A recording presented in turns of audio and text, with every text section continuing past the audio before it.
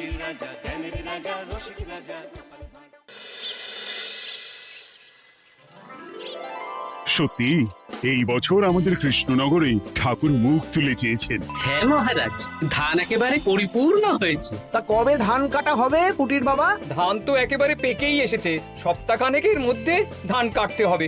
বেশ বেশ, তাহলে তো ভালোই হলো। এই মাসের শেষের দিকেই তো নবাব বাহাদুরকে শস্যের খাজনা পাঠানোর কথা। হ্যাঁ মহারাজ, এবারে নবাব বাহাদুর খুশি হবে। ঠিক বলেছ গোপাল।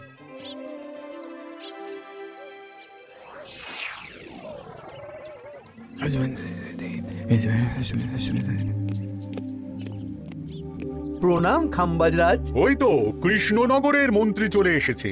ও, এর কথাই তুমি বলেছিলে? হ্যাঁ, ওই রাজ্যের সব খবরাখবর আমায় দেয়। ইনি কে? ইনি হলেন জমিদার কেশকান্ত বর্মন, আমার রাজ্যেরই দক্ষিণ পশ্চিম গ্রামের জমিদার, আমার প্রিয় বন্ধু। নামটা বেশ অন্যরকম, কেশকান্ত।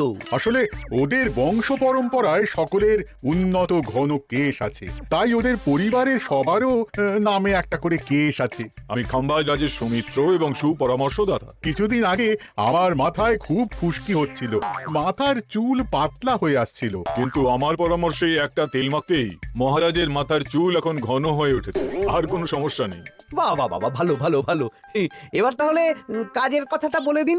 এবারে তো শুনলাম তোমাদের রাজ্যে অনেক ধান উৎপাদন হয়েছে, তাই স্বাভাবিকভাবে নবাব বাহাদুরের কাছে রাজস্ব অনেক বেশি দেবে, কি তাই তো? হ্যাঁ, এবারে রাজস্ব দানে কৃষ্ণনগরে প্রথম হবে।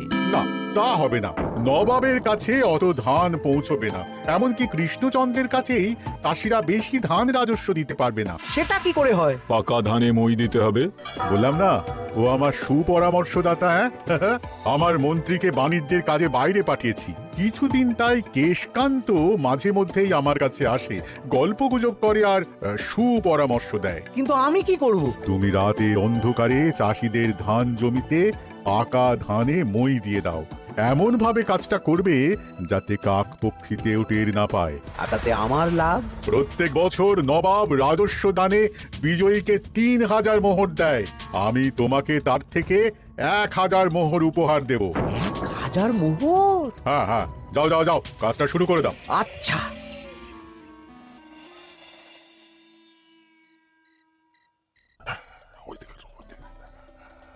তাহলে আর দেরি কেন? মন্ত্রীমশাই কথা মতো কাজ শুরু কর। হ্যাঁ চল।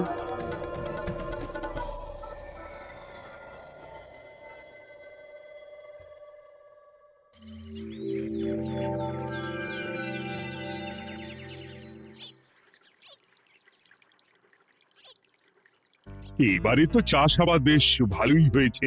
আশা করি নবাব বাহাদুরের কাছ থেকে এবারে আমরাই পুরস্কার পাবো। হ্যাঁ মহারাজ, সারা বাংলায় কৃষ্ণনগরের মতো উৎপাদন এই বছরে কোথাও হয়নি।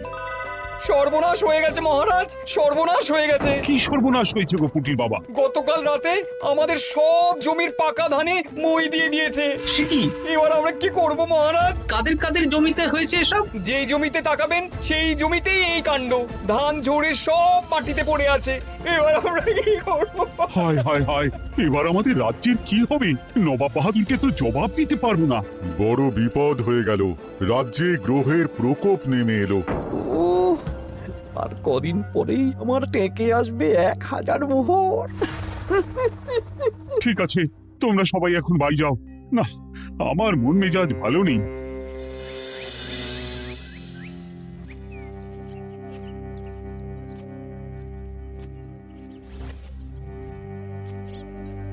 ওগো, তুমি শুনেছো কি হয়েছে? পুঁটির মা হাউ হাউ করে কাঁদছিল গো। হ্যাঁ গিন্নি, পুঁটির বাবা কয়েকজন চাষি ভাইদের নিয়ে রাজসভায় এসেছিল।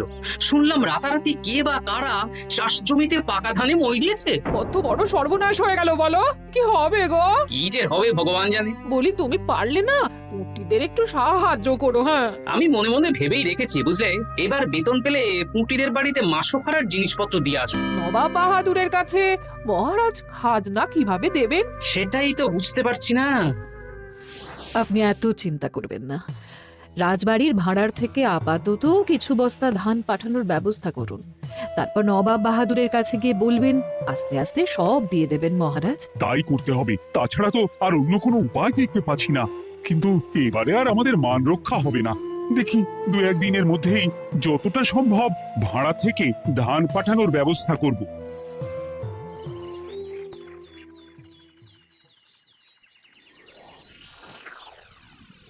এই বছর 10,000 বস্তা ধান রাজস্ব এসেছে খাম্বাজ রাজ্য থেকে, 7,000 বস্তা ধান এসেছে বর্ধমান রাজ্য থেকে, আর মাত্র 100 বস্তা এসেছে কৃষ্ণনগর থেকে। তাই এই বছরের বিজয়ী রাজ্য হচ্ছে খাম্বাজ রাজ্য। খাম্বাজ রাজ্যের রাজার হাতে 3,000 মোহর উপহার হিসেবে তুলে দিচ্ছেন। আর কৃষ্ণচন্দ্র, তোমার রাজ্যের এরকম হাল কেন? এবারে আমাদের সমস্ত রাজ্যের পাকা ধানে কেউ বা কারা মই দিয়ে দিয়েছে। সেসব তোমার মাথা ব্যথা। আমার ধান কোথায়? 100 বস্তা ধান রাজস্ব, কম করে 800 বস্তা ধান রাজস্ব দেওয়ার কথা, কিন্তু তুমি তোমার কথার খেলাপ করেছো। এই বছর আমি নিরুপায় জাহাপানা। আমিও নিরুপায়। হয় তুমি আগামী 1 সপ্তাহের মধ্যে আমাকে 5,000 মোহর দেবে, নইলে কৃষ্ণনগরের সিংহাসন থেকে সরে যাবে। এত বড় শাস্তি দেবেন না নবাব বাহাদুর। আপনি অন্তত মাস 6 সময় দিন, আবার ধান চাষ করিয়ে আপনাকে প্রাপ্য ধান দেওয়া হবে। বেশি কথা বলছো কৃষ্ণচন্দ্র। তুমি 5,000 নয়, 6,000 মোহর 1 সপ্তাহের মধ্যে দেবে। বেটা গোপাল বেশি পাকা, অত কথা বলতে কে বলেছিল? গোপাল, এটা তুমি কি করলে? হায় হায় হায়! সর্বনাশের সময় যখন ঘনিয়ে আসে তখন বিপদের উপর বিপদ এভাবেই আসে। আমার পাওনা। আরে এখন না, তোমাকে পাঠিয়ে দেব। ওই দেখুন, খাম্বাজ রাজের সাথে কথা বলছি। এখন বেশি কথা বললে কৃষ্ণচন্দ্র আর গোপাল সন্দেহ করবে। চলুন তো দেখি ওখানে গিয়ে কি কথা বলছে। কি কথা বলছো মন্ত্রী? মন্ত্রী আমায় বিজয় অভিনন্দন জানাছিল। বিজয় অভিনন্দন তো উপহার পাওয়ার সময় জানাতে পারতেন মন্ত্রী মশাই। যাই হোক, আপনাকে তো ঠিক চিনতে পারছি না। আমার নাম কেশকান্ত, আমি খাম্বাজ রাজ্যের দক্ষিণ পশ্চিম গ্রামের জমিদার। কেশকান্ত আমার বিশেষ বন্ধু। আপনার কেশ নিয়ে বেশ ভাব দেখছি। হ্যাঁ, ওই কদিন আগে তো খাম্বাজ রাজের মাথার চুল পাতলা হয়ে আসছিল, খুশকি হচ্ছিল আর কি। তো ওনার পরামর্শে একটা তেল মেখেই তো খাম্বাজ রাজের আবার ঘন কালো চুল ফিরে এসেছে। কেশকান্ত জমিদার হতে পারে, কিন্তু ওর অর্থনৈতিক অবস্থা তাবর রাজাদের থেকে অনেক ভালো। কয়েক হাজার বিঘা জমির মালিকও, তার সাথে চুলের তেলের ব্যবসা করেও হাজার হাজার মোহর রোজগার করে। এই এখন চুল নিয়ে চুলোচুলি না করে চল কৃষ্ণনগরে ফিরি। এমনিতেই মন মেজাজ খারাপ, 1 সপ্তাহের মধ্যে আবার 6,000 মোহর জোগাড় করতে হবে। হ্যাঁ, চলুন চলুন।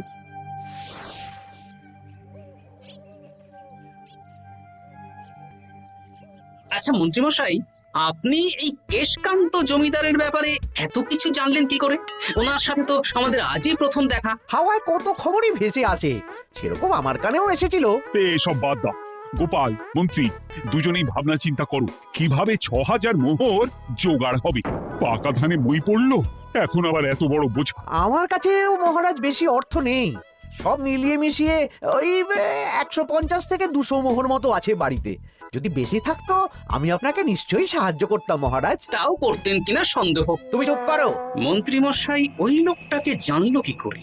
এই লোকটাকে তো আগে দেখারই কথা না। না, ব্যাপারটা নিয়ে ভাবতে হবে। চলুন চলুন।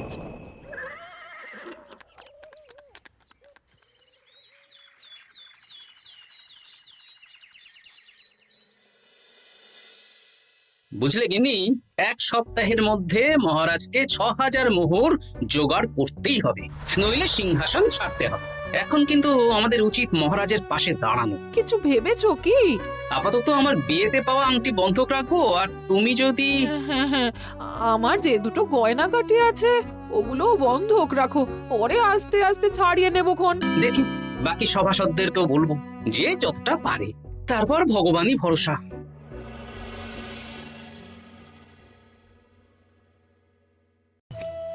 আপনি এত চিন্তা করবেন না মহারাজ। চিন্তা না করে কি আর কোনো উপায় আছে?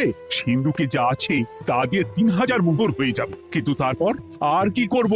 এবার কি নিরুপায় হয়ে জায়গা জমি বিক্রি করতে হবে? কিছু একটা করতেই হবে। আপনি গোপালকে একবার বলে দেখুন, প্রত্যেকবার যখনই বিপদে পড়েছেন তখন গোপালই আপনাকে বাঁচিয়েছে। দেখি আগামীকাল রাজসভা শুরু হওয়ার আগে গোপালের সাথে ব্যাপারটা নিয়ে আলোচনা করব।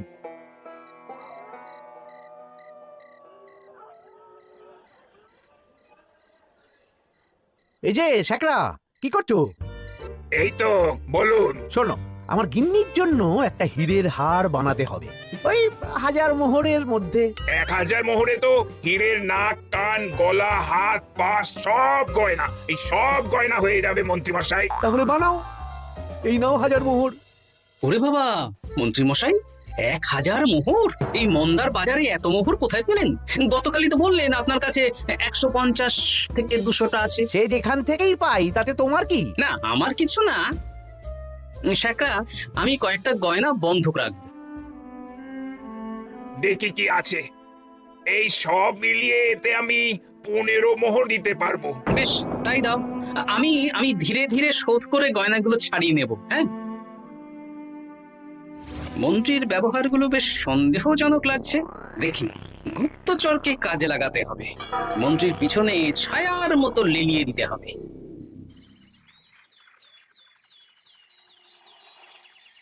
মহারাজ, আমি চেষ্টা করছি আপনার এই মোহর কিভাবে জোগাড় করা যায়, আপ্রাণ চেষ্টা করছি। দেখো, আমি 3000 মোহর পারবো, কিন্তু তার বেশি হলে জায়গা জমি বেচতে হবে, হাতে যে বেশি দিন সময়ও নেই।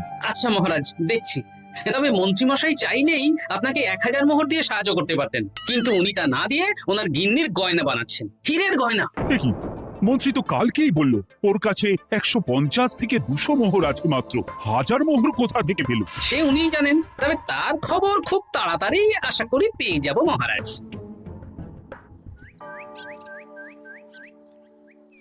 কাজটা একদম ঠিক করলেন না মন্ত্রী মশাই।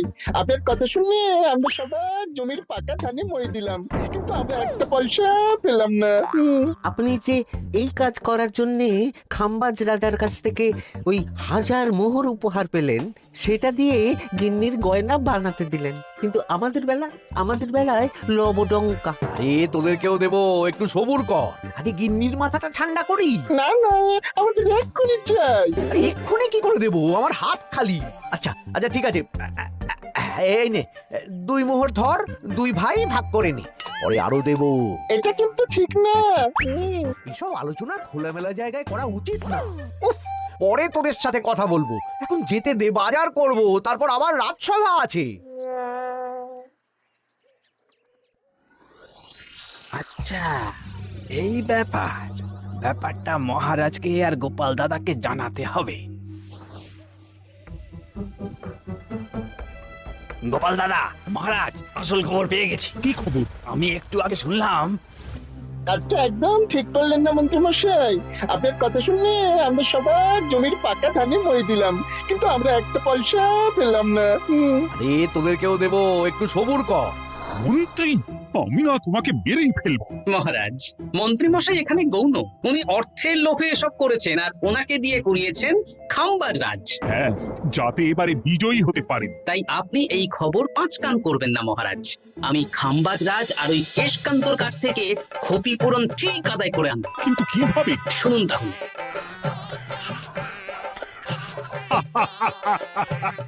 দারুণ বুদ্ধি। তাহলে এখন আসি মহারাজ, কাউকে কিচ্ছু বলার দরকার নেই।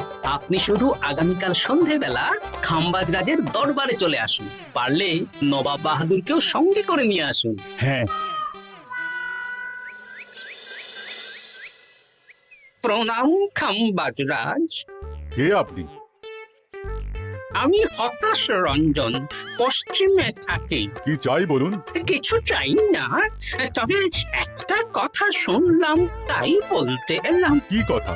আমি শুনলাম মহারাজ আপনার মাথার চুলগুলো সব নকল। আমার এত সুন্দর চুল সব নকল?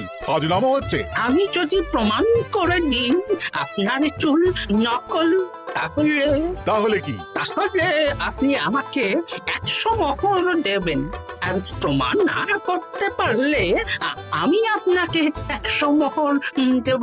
বেশ, দেখো, এক্ষুনি দেখো, আমারই তো 100 মোহর লাভ হবে। এখন না, আজ সন্ধ্যেবেলায়। বেশ বেশ, তখনই এসো। এবারে জমিদার কেশকান্তর বাড়ি যেতে হবে। জমিদার মশাই বাড়ি আছেন? কে মশাই আপনি? না, আমি হতাশ রঞ্জন, পশ্চিমে থাকি। আমি বিশাল ক্ষমতাশালী লোক। কিসের ক্ষমতা? আমি রাজরাজাদের মারধর করি, চুল ধরে টানি, শাস্তি দিই। এসব কি উল্টো পাল্টা বলছেন? খাম্বাজ রাজ আপনার বন্ধু না? হ্যাঁ, প্রিয় বন্ধু। ওনাকেও আমি আপনার সামনে চুল ধরে টানবো, কিন্তু উনি কিচ্ছু করতে পারবেন না। উনি আপনাকে শুলে চড়াবেন। কিছুই করতে পারবেন না। বললাম না, আমি বিশাল ক্ষমতাশালী লোক। বিশ্বাস হচ্ছে না তো? তাহলে বাজি ধরুন, 10,000 মোহরের বাজি। 10,000 মোহরের বাজি? হ্যাঁ, আজ আমি খাম্বাজ রাজের রাজবাড়ি যাব, আর আমার শক্তি প্রদর্শন করব। ওনার চুল ধরে টানা হেঁচড়া করব, ওনাকে আহত করব, কিন্তু উনি আমাকে কিছুই করতে পারবেন না। বেশ, রাজি। বাজি 10,100 মোহর দিতে পারবেন তো? হ্যাঁ, আমি বাজি হারলে আপনাকে দেব 10,100 মোহর। দরকার হলে ওই কাগজে কলমে লিখিত পরিত করে নিন। বেশ, তাহলে তাই হোক। কিন্তু হ্যাঁ, একটা কথা, আমি শক্তি প্রদর্শন করার আগে থেকে প্রক্রিয়া চলাকালীন সময় পর্যন্ত আপনি খাম্বাজ রাজ্যের সাথে কোনো কথা বলতে পারবেন না। বেশ বেশ।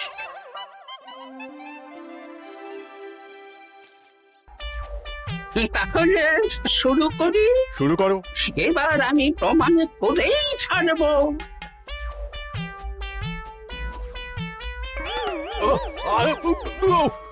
লাগছে লাগছে বাবারে, লাগছে এই সেরেছে। লাগছে এ তো সত্যি সত্যি চুল ধরে টানছে। লাগছে লাগছে বাবারে, বাবা। ওরে বাবা রে বাবা, কি শক্ত!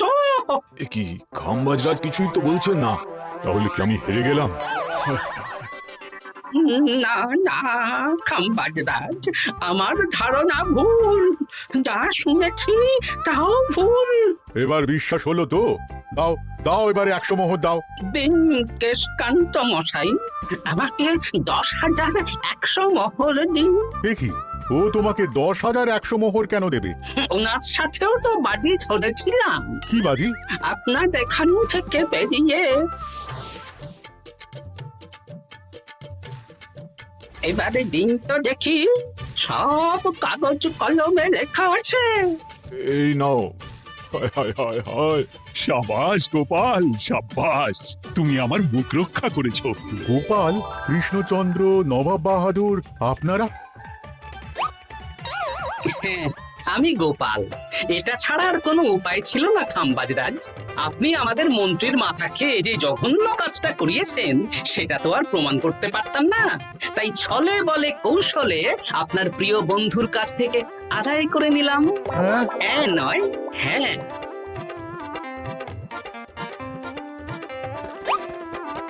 এই নিন মহারাজ। এতে কত মোহর আছে? 10,100 মোহর।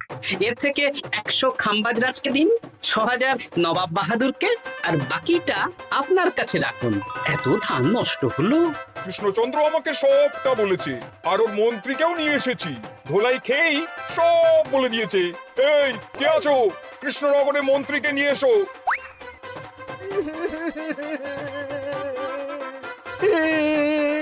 মার খেয়ে আমি সব বলে দিয়েছি খাম্বাজ রাজ। উদ্ধার করে তো জাহাপানা, আমাকে ক্ষমা করে দিন। এর কোনো ক্ষমা নেই, তোমাকে আমি কারাগারে বন্দি করব। হায় হায় হায়, সামান্য টাকার লোভ করতে গিয়ে পুরো মাঠে মারা গেলাম।